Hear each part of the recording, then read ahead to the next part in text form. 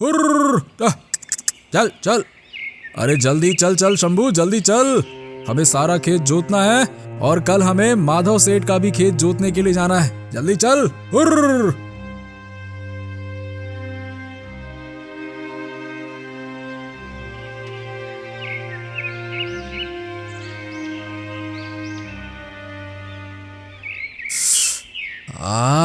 अरे बाप रे, इतनी कड़क धूप, मेरी तो जान निकलती जा रही है।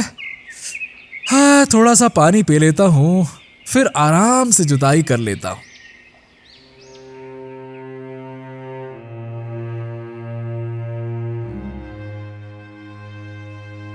फिर बिरजू एक जगह पेड़ की छांव में बैठकर पानी पी लेता है। हाँ, हे भगवान, पानी पीने के बाद तो मेरा मन कुछ आराम करने को कह रहा है। ऐसा करता हूँ, कुछ देर आराम कर लेता हूँ, फिर अच्छे से जुताई कर लेता हूँ। बिरजू पानी पीकर उसी पेड़ की छांव के नीचे सो जाता है। तभी अचानक एक जहरीला सांप वहां आ जाता है और बिरजू के एक बैल को डस लेता है। तुरंत ही वो बैल मर जाता है।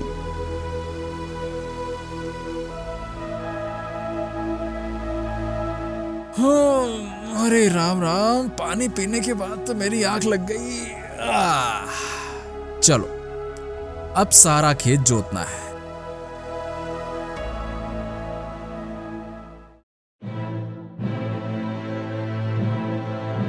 अरे ये क्या हो गया मेरे बैल को? हे भगवान, मेरे बैल को तो किसी जहरीले सर्प ने काटा है। अब मैं क्या करूं?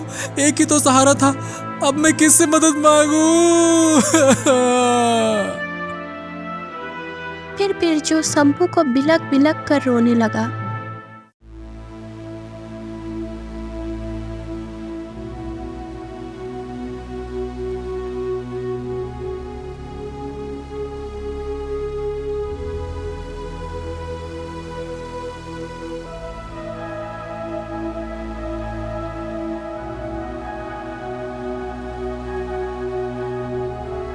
क्या हुआ बिरजू, तुम रो क्यों रहे हो? अरे क्या बताऊं माधव सेठ, कड़कती धूप से बचने के लिए जरा सा पेड़ के नीचे क्या बैठ गया, मेरी आंख लग गई। उसी वक्त एक जहरीले सांप ने आकर मेरे शंभू को डस लिया और जब मेरी आंख खुली तो मैं देखता हूँ कि शंभू मर चुका था। बताइए सेठ, अब मैं क्या करूं? भगवान ने मुझसे मेरे जीने का सहारा ही छीन लिया। घबराओ मत बिरजू, घबराओ मत, शांत हो जाओ। अब होने को भला कौन टाल सकता है। मैं तुम्हें कुछ स्वर्ण मुद्राएं देता हूं, उन्हें बेचकर आज ही तुम एक नया बैल खरीद ले आओ, ठीक है? और कल से तुम्हारा जुताई का काम शुरू करो, ठीक? तुरंत ही माधव सेठ ने बिरजू को स्वर्ण मुद्रा से भरी एक पोटली दे दी।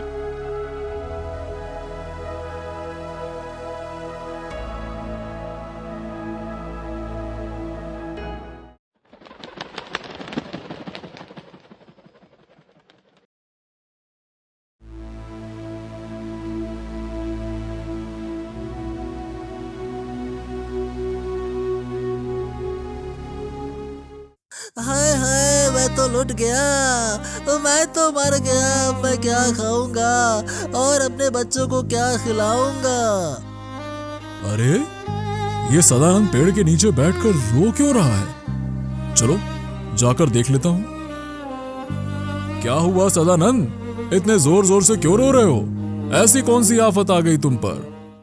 अरे क्या बताऊं माधव सेठ, अरे परसों ही खेत में अनाज के बीज बो दिए थे, लेकिन आज आकर देखता हूँ तो सारे अनाज के बीज कबूतर और चिड़िया खा चुके हैं। अब दोबारा बीज बोने के लिए घर में बीज ही नहीं है और ना ही खरीदने के लिए पैसे। और अगर इस साल फसल नहीं हुई तो मेरा परिवार क्या खाएगा? अब तुम ही बताओ मैं क्या करूं? अरे इसमें रोने की क्या बात है सदानंद? ऐसा करो कि तुम कुछ पैसे रख लो, ठीक है? और उन पैसों से अनाज के बीज खरीद कर दोबारा खेत में डाल दो। और याद रहे, जब तक फसल पैदा होके काटने नहीं आते तब तक उसकी देखभाल करोगे, ठीक है?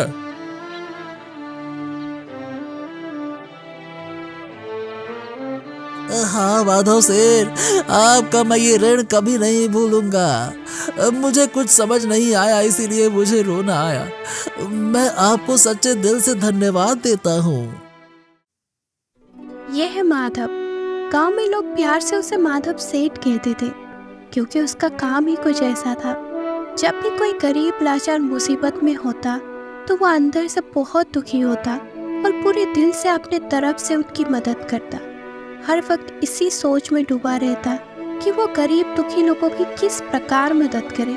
जब भी वो किसी की मदद करता तब लोग उसे भर भर के दुआएं देते, जिससे माधव सेठ बहुत खुश होता। लेकिन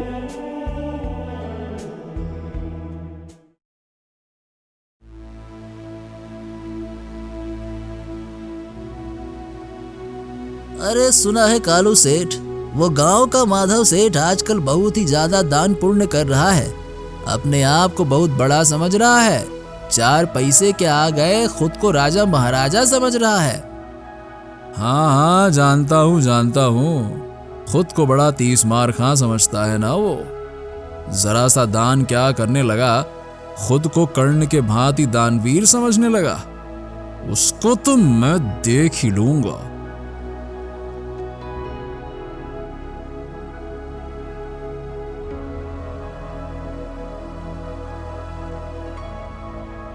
फिर कालू सेठ उस इलाके के डाकू गंगा सिंह को माधव सेठ को मारने की सुपारी दे दी।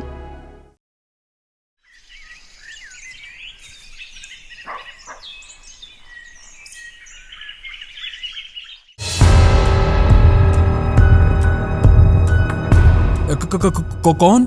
हाथ में चाकू लेकर क्यों आए हो? मैं चंगा सिंह इलाके का मशहूर डाकू।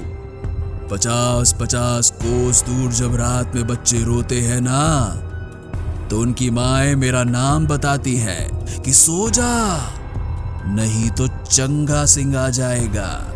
फिर वो बच्चा सोता नहीं, फिर जोर जोर से रोता है।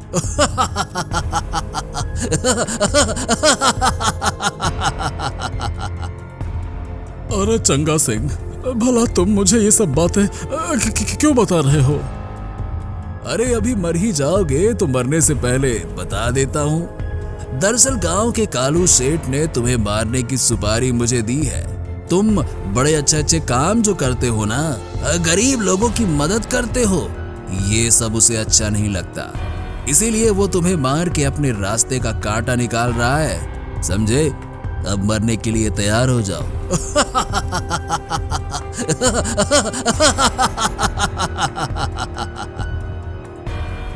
इतना सुनते ही माधव सेठ वहां से जी जान से भागता है, ये सोचकर कि आज उसका अंतिम दिन है। फिर माधव सेठ जंगल की ओर भागकर अंदर घने जंगल में जाकर एक पेड़ के पीछे छिपकर बैठ जाता है।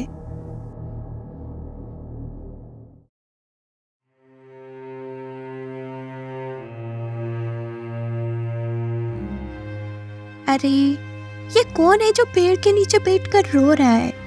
कोई मनुष्य बड़ी मुसीबत में लगता है। चलो उसे जाकर रोने का कारण पूछती हूँ।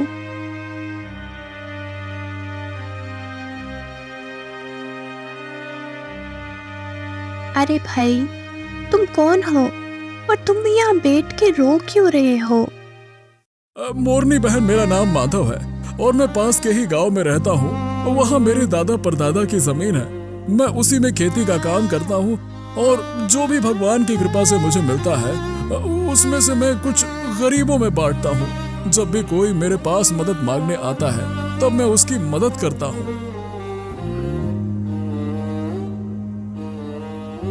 इस प्रकार माधव सेठ अपनी पूरी कहानी मोरनी को बताता है। माधव की ये बातें सुनकर मोरनी बहुत दुखी होती है। अरे माधव भैया, घबराने की कोई बात नहीं है। यहाँ से कुछ ही दूरी पर गगनगिरी पर्वत पर एक तपस्वी बाबा रहते। मैं तुमको वहाँ लेकर जाती हूँ। वो जरूर कुछ ना कुछ तो समस्या का हल निकाल ही देंगे।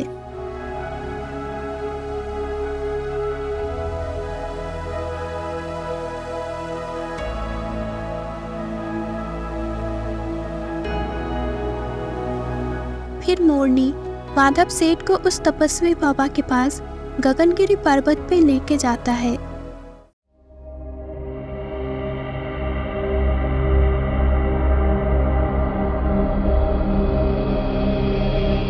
बाबा, आंखें खोलिए बाबा, आपके चरणों में एक मनुष्य सहायता मांगने के लिए आया है। उठिए बाबा, आंखें खोलिए बाबा।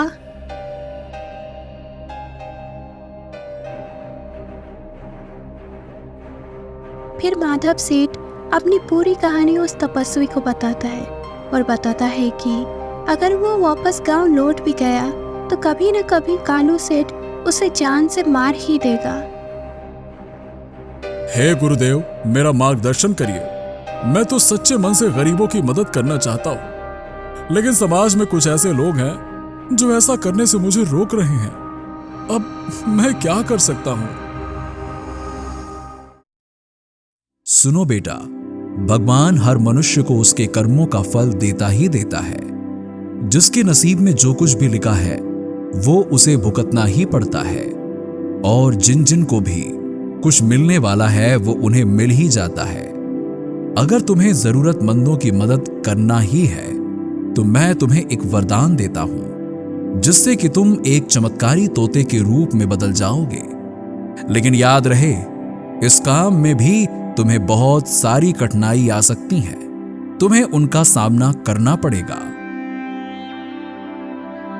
ऐसा कहकर तपस्वी उसे एक चमत्कारी तोते में बदल देता है। फिर वो चमत्कारी तोता तपस्वी का आशीर्वाद लेकर गांव की ओर निकल पड़ा।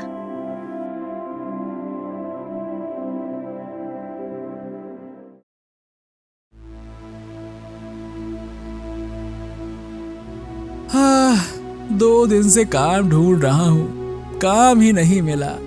घर पर बच्चे भूख से तड़प रहे हैं।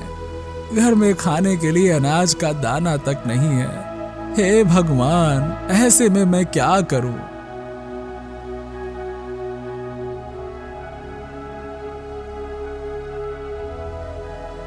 ये बेचारा तो बहुत दुखी है, उसकी मदद करनी ही चाहिए। इतना कहकर वो चमत्कारी तोता कुछ सोने के सिक्के उस आदमी के पास छोड़कर चला जाता है। अरे, इतने सारे सोने के सिक्के ये कहां से आए? लगता है भगवान ने मेरी सुन ली।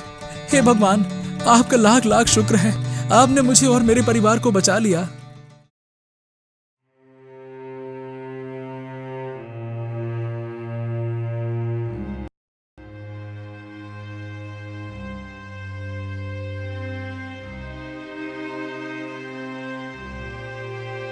हे प्रभु, कुछ तो दया करो।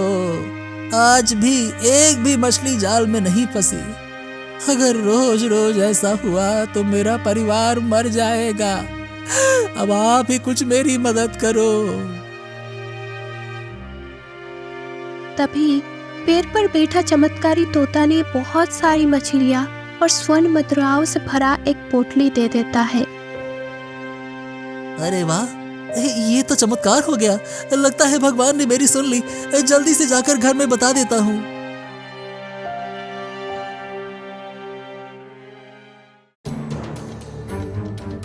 एक दिन बहुत सारे कौवे उस तोते के पीछे पड़ जाता है। कौवे तोते को चोंच मार मार कर घायल कर देता है।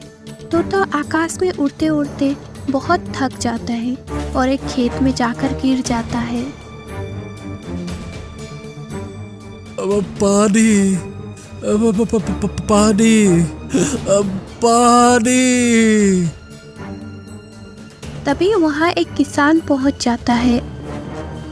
अरे, ये तोता तो बहुत ही बुरी तरह से घायल हो गया है। मैं तुरंत ही उसे पानी पिला देता हूँ। फिर उस किसान ने उसे पानी पिलाया। थोड़ी देर बाद वो चमत्कारी तोता स्वस्थ हो जाता है। चमत्कारी तोता उसे कुछ सोने के सिक्के देता है और वहां से वापस चला जाता है। लगता है ये कोई साधारण तोता नहीं है, ये तो कोई जादुई तोता है। काश ऐसा तोता मेरे पास भी होता। दिन रात काम करने की नौबत ही ना आती। सारी गरीबी एक पल में ही मिट जाती। फिर मैं जिंदगी भर आराम से बैठ जाता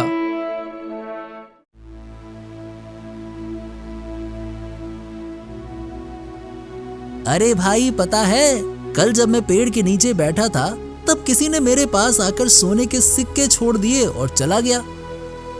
अरे सुनो सुनो, मेरे साथ भी कुछ ऐसा ही हुआ है। जब मैं मछलियां पकड़ने तालाब के किनारे गया था तब मेरे पास भी कोई बहुत सारी मछलियां और सोने के सिक्के छोड़ गया।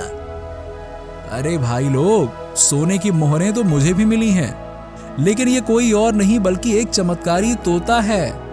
कल जब मैं खेत में काम कर रहा था तब मुझे वो तोता तड़पता नजर आया। फिर मैंने उसे पानी पिलाया, फिर उसने मुझे सोने की मुद्राएं दी। ये एक जादुई तोता है जो सबको सोने की मुद्राएं दे रहा है। भाइयों, अगर हम सब मिलके उसे पकड़ लेते हैं तो हमारी तो निकल पड़ेगी। फिर हमें काम करने की जरूरत नहीं, सारी जिंदगी बैठ के आराम से खाते रहो। क्या कहते हो? बात तो तुमने एकदम सही कही है भाई। अगर ऐसा हुआ तो हमें कुछ काम करने की जरूरत ही नहीं। फिर वो तीनों उस चमत्कारी तोते को पकड़ने निकल पड़ते हैं। कुछ समय ढूंढने के बाद उन्हें वो तोता एक जगह दिखाई दिया। हाँ, वो रहा, वो उधर बैठा है। पकड़ो पकड़ो पकड़ो, कहीं भाग न जाए। अरे पकड़ो, भागो, पकड़ो। तोता उन्हें देखकर आकाश में उड़ने लगा। पकड़ो पकड़ो, वो जाने ना पाए। अरे पकड़ो। अरे रुक जा तोते, कहाँ तक भागेगा? हे सोने की मुहर देने वाले तोते, रुक तो जा। अरे रुक जा सही। हे भगवान, ये कैसी मुसीबत आ पड़ी है। मैं तो इन लोगों की मदद करना चाहता था, लेकिन ये सारे तो मुझे ही पकड़ने पर तुले हैं। अगर मैं इनके हाथ में आ गया तो मुझे हमेशा के लिए बंदी बनाकर रखेंगे। हे भगवान, बचाइए गुरुदेव, मुझे बचाइए। फिर वो चमत्कारी तोता उड़ते उड़ते तपस्वी के पास पहुंच जाता है। आंखें खोलिए गुरुदेव, आंखें खोलिए। बताओ बेटा, तुम किस मुसीबत में पड़े हो? गुरुदेव, आपने तो उन लोगों से बचने के लिए मुझे चमत्कारी तोता बनाया।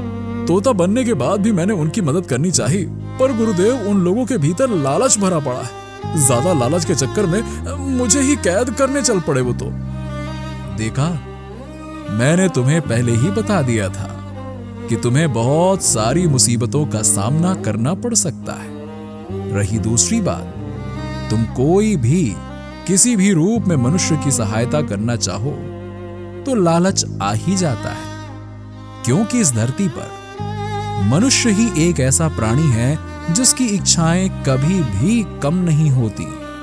अपनी इच्छाओं को पूर्ण करने के लिए कई बार मासूम लोगों को कष्ट पहुंचाता ही पहुंचाता है। इसीलिए जिस किसी भी मनुष्य के भाग्य में जो कुछ भी मिलना होता है वो उसे अपने आप मिल जाएगा।